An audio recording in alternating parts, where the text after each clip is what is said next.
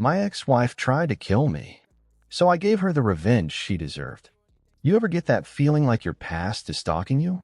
Like no matter how far you run, no matter how many locks you bolt, it's just waiting, watching, smiling. That was me. A full year after my divorce, thinking I'd finally escaped the mess that was Amanda. We were married for 3 years. 3 years of chaos, manipulation, gaslighting, and emotional landmines. I walked on eggshells so long I forgot what solid ground felt like.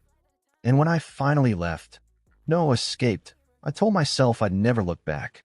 But a week ago, she looked back at me. It was late. I'd just gotten home from work, cracked open a beer, and flopped onto the couch. My apartment was quiet, peaceful. I hadn't had a panic attack in months. No broken plates. No screaming matches. No tracking my location. No Amanda. Until I saw it. A note. Slid under my front door. No envelope. Just folded in half like it had been shoved through in a hurry. My name was scrawled on the outside. I didn't have to open it. I knew that handwriting. I'd seen it on furious sticky notes and lipstick on mirrors and carved into the damn side of my old car. Amanda. I opened it slowly, hands already clammy. I know what you did. You think you're safe, but I'm not done with you. Not even close. No signature. Just that. 9 words and a memory I'd buried deep under therapy and whiskey. I didn't sleep that night. The next morning, I did what any sane person would do. I checked my locks, changed them all, installed 2 new security cams, and called my buddy Chris. Chris is the kind of guy who doesn't scare easy. Former Marine, now private security. He was at my wedding. He also warned me the day I got married that Amanda had eyes like a cornered animal. You sure she didn't just want to rattle you? He asked, leaning against my kitchen counter. She's not the type to bluff, I said. Not after what I did. He raised an eyebrow. What you did? I hesitated. And here's where it gets tricky. See, I didn't just leave Amanda. I destroyed her. Not physically. Not violently. But emotionally. Financially. I flipped the script. I found out she was cheating on me 6 months before the divorce. Not once. Not with one guy. She had a whole system. Tinder hookups. Hotel meetups. Even her girls' weekend were cover-ups. So I gathered evidence. Photos. Messages. Screenshots. I hired a PI. Recorded phone calls. Built a case. Quietly. And then I did the unthinkable. I leaked it all to her boss. She was a VP at a PR firm that bragged about female empowerment and ethical branding. Turns out, when your name's tied to a public scandal involving manipulation, deception, and workplace affairs, your career burns fast. She lost her job, her reputation. Her friends distanced themselves. Even her parents called me and said, "We had no idea." She begged me to stop, screamed, threatened, promised to change, said she'd kill herself. Then she disappeared. I thought that was the end. But now, that note, it meant one thing. Amanda was back. A few days passed. Nothing happened. No more notes. No calls. Just paranoia. Constantly checking my phone, watching the hallway through my peephole, sleeping with a bat under my bed. And then last night, she escalated. I came home to find my door unlocked. Nothing stolen. Nothing moved. Except a photo on the kitchen table. It was us. On our wedding day. But someone had scratched my face out with a knife and drawn a smile over hers in what looked like blood. And underneath, scrawled in red marker, "Let's finish what you started." After finding that scratched-up wedding photo on my kitchen table, I did what anyone in my position would have done. I lost it.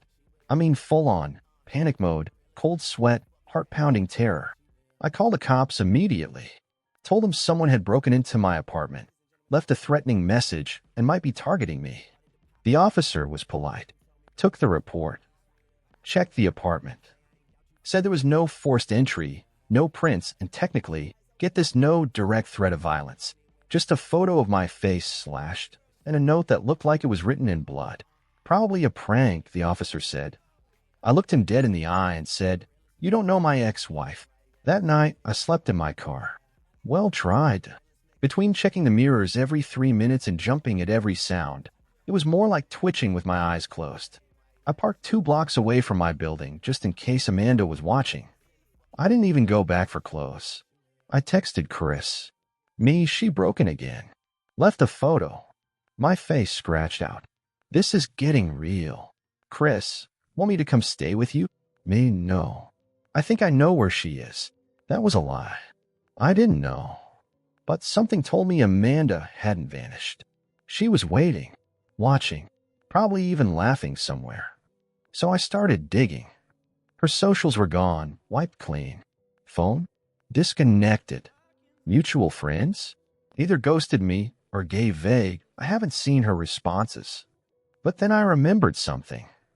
A property we looked at together during our marriage. This creepy, rundown farmhouse outside of town. Amanda was obsessed with it, talked about it like it was her dream home, even though it looked like a horror movie set. I knew she'd bookmarked it. So I checked Zillow, and there it was, sold to a private buyer. No name, no photo, just listed as closed, all cash offer. The date? 3 months ago. Around the same time she disappeared. I drove out there the next day. Middle of nowhere.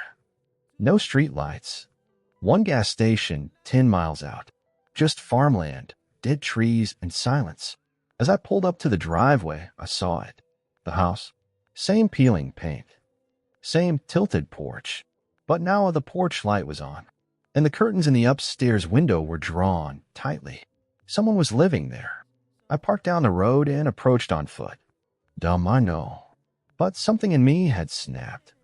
I wasn't going to be hunted anymore. I wasn't going to flinch every time I opened my damn front door. If Amanda wanted a war, I was ready. I crept around the back, phone camera recording, just in case. And then I saw it. In the shed behind the house. Boxes. Labeled with my name. Clothes. Old photos. Stuff I hadn't seen since the divorce. Things I thought I'd lost or donated. And on top of the pile, a knife. A hunting knife. Serrated. With my initials carved into the handle. Amanda gave it to me on our 2nd anniversary. Except now the blade was stained dark. Dried. I backed away, phone shaking in my hand. This wasn't paranoia anymore. This was real. I drove straight to Chris's place. Showed him the video. He watched it twice. Didn't say a word for a solid minute. Then he looked at me and said, "She's building a shrine." I didn't want to hear that. "She's fantasizing," he added. "Living in your past. Collecting pieces of your life. It's not just revenge anymore, man. It's obsession." I asked him what to do. He said, "You hit her first. You made her fall. Now she's trying to make you feel it." I thought about that all night, and that's when I made the decision. I was done being the prey. If Amanda wanted to play with fire, I was going to burn her world to the ground.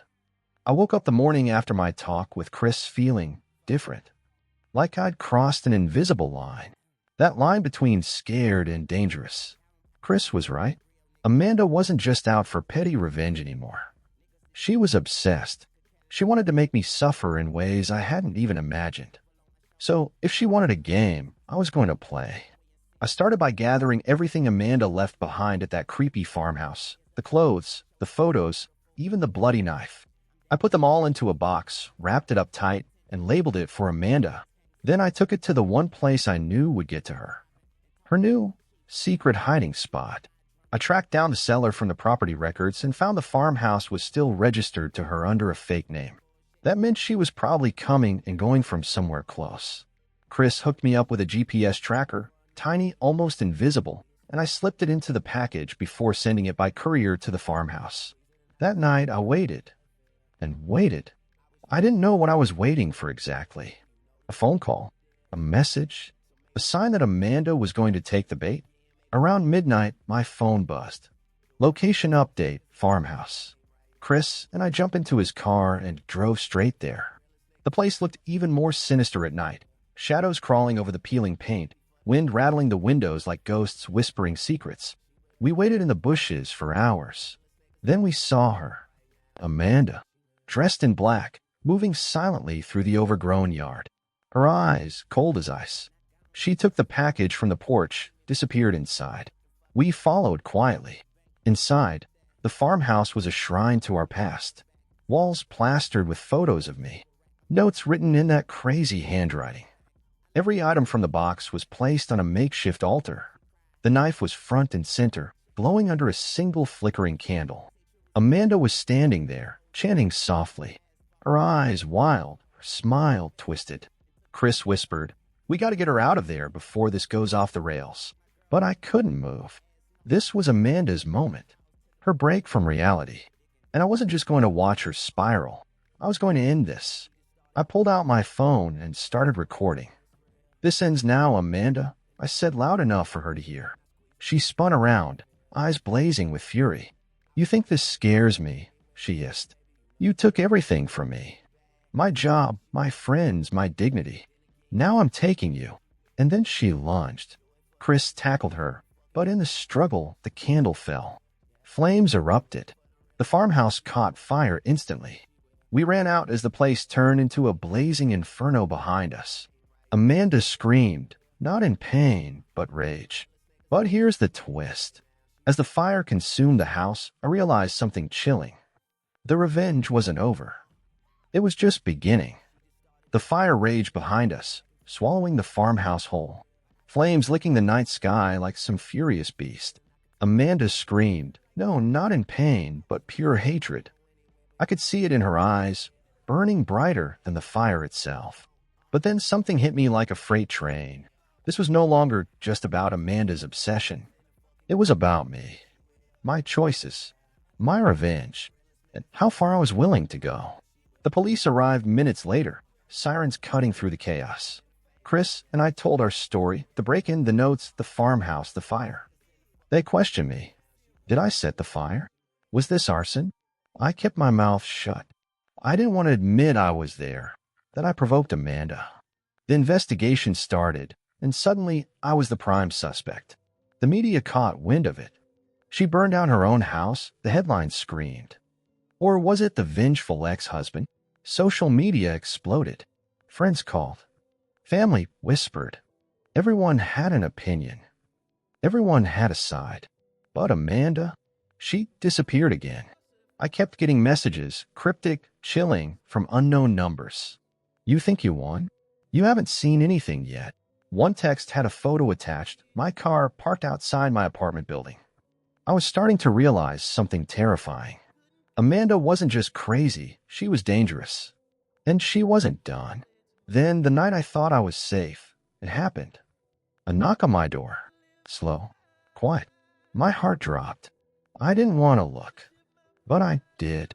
And standing there, soaked from the rain, was Amanda. Her hair wild, eyes wide and unhinged. She smiled, a smile that said everything.